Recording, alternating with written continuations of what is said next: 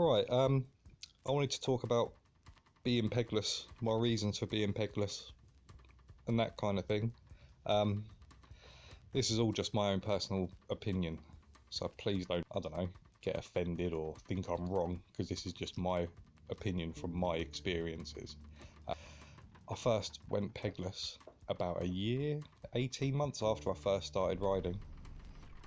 Back then, 14mm axles didn't exist, but like me and my friends, we all had cheap or half decent complete bikes, and back then you didn't even get sealed bearings either, so it was like a 10mm axle with loose ball, and we were just bending our axles, and well, me anyway, I was bending my axles, ruining hubs constantly. It was 44 tooth sprockets as well, so bending sprockets, snapping chains, and I was just a kid, so I couldn't afford to buy parts and upgrade parts all the time.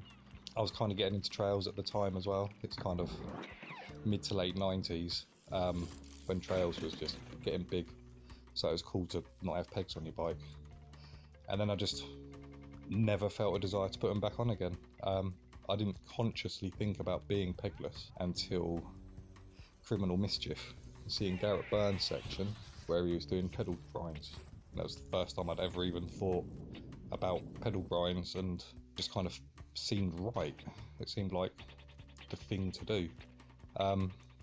He was a bit different as well, so it was like, it was cool. I know he wasn't the first to do them. Other people were doing pedal grinds way before then, but that was the first time that I consciously kind of noticed it and kind of related to it, of like doing stuff without pegs. I mean, I put pegs on for about a day in like 2003 or something, but I don't miss it. I've got no intention to ever put pegs back on again. My main reasons for being pegless is I love the simplicity of my bike being brakeless and pegless. You know, like no fancy bits on my bike or anything like that, not having to worry about it breaking as easily and that kind of thing. And I feel like it kind of makes you, forces you to think a bit more outside the box. I mean, there's some peg riders that have got loads of imagination, they're really good and they're inspiring. But with a lot of peg riders, you can kind of almost predict what they're going to do in a line. Whereas with pegless riding, you kind of, if you turn up to a spot, you have to use your imagination. You have to look at what you can do, and you have to be more imaginative and think outside the box a little bit more.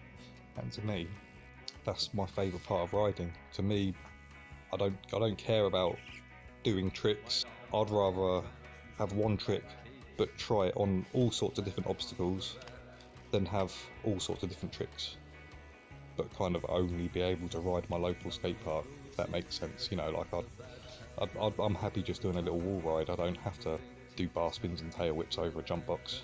So I don't care that my trick bag is small, and I don't care that I don't have pegs on my bike to make up combos and stuff like that. It doesn't bother me.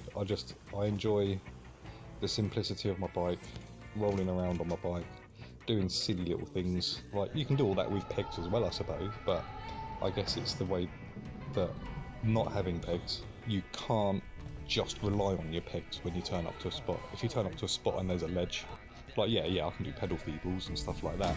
If it's a rough concrete ledge that it's not going to slide on my pedals, I have to think a bit more about what I can do there. And that's it basically. As I say, this is my own personal opinion, my own personal experience.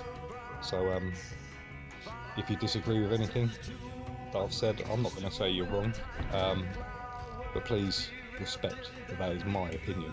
If you've got pegs, that's cool. I don't have a problem with people with pegs.